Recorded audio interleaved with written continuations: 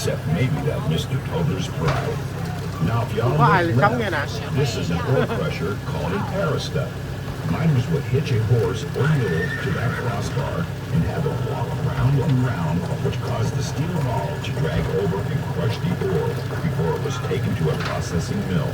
Of course, by the 1880s, this method was kind of old-fashioned, but it was still a respectable way of making sure every bit of silver was scraped up.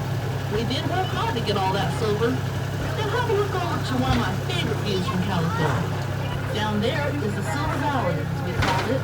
Across that old dry lake is the sandy bed of the Mojave River. In those early years, thinking about Calico had to be brought over from the river to transport ground at the time. Cái kỳ bà muốn xuống cái chỗ đó đó. 20 cents a gallon. Có nghĩa là cái gì mà nó lát chứ. The railroad was built right through there. See, just like the smaller narrow gauge locomotives, the big trains of those days ran off the steam from the water-filled boilers.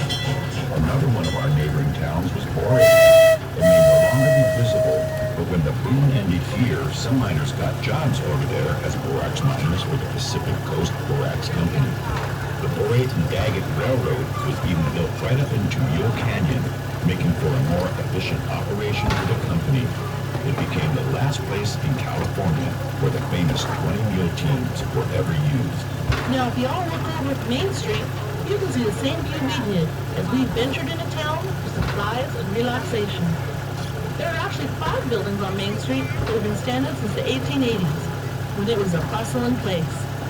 Calico was a real town for about 20 years.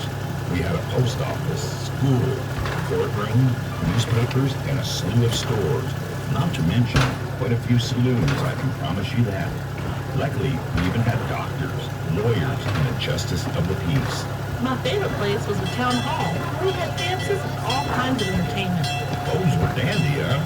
Now as we get closer to the train depot, take a look down into the gully to the left of the train.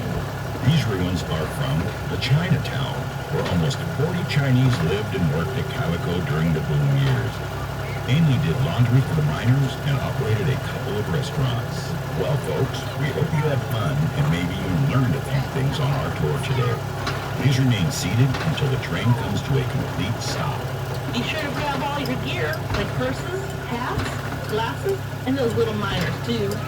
Please come back and join us again. We love having you. Yes, we do. Don't forget to mosey over to the Maggie Mine.